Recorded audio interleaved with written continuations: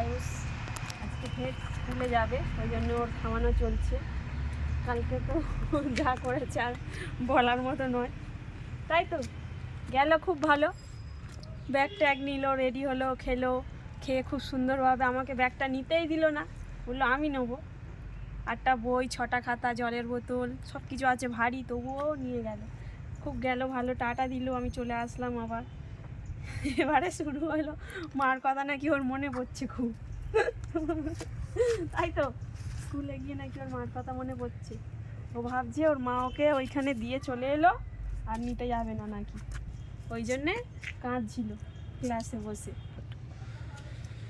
আসবি তো পড়ে যাবি। তো এতদিন যে মানে স্কুলটায় পড়তো সেখানে তো সবাই চেনাশোনা ছিল, এখানে কাউকে চেনে না, সব অন্য বাচ্চা।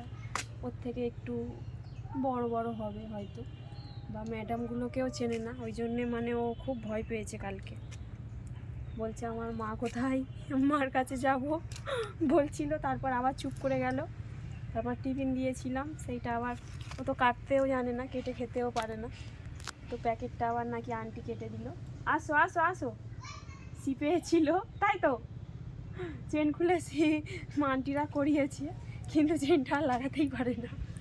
আমি যখন আনতে গিয়েছি দেখি প্যান্টের চেন খোলা। হাই না, আমি নামবো না। পড়ে যাবে। তুমি কখন যাবে স্কুলে? স্কুলে ভাত খাবে, যখন হবে ভাত খাবে, তারপর কি করবে? খাবো, রেডি হবো, স্কুলে যাবো। ভাত খাবে, এই দুপুরে আসবো, স্নান করবে, তারপর দুপুরে আসবো।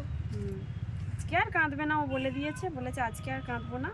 কালকে একটু ভয় লাগছিল, সব অচেনা তো, কাউকে চেনে না, ওই জন্য আজকে আর ভয় পাবে না বলেছে, তাই তো। বলেছে আজকে আর কাঁদবে না। মাছটা কাকা কাকি। হ্যাঁ, বাড়ি তো কাছাকাছি, অসুবিধা হবে না, তাই তো। Good boy, good boy. না, তাড়াতাড়ি খেয়ে নাও, রেডি হবে তারপরে। ওর 11টা থেকে স্কুল, 2টো পর্যন্ত। তো আর কদিন পরে থেকে 2:30টা পর্যন্ত হবে।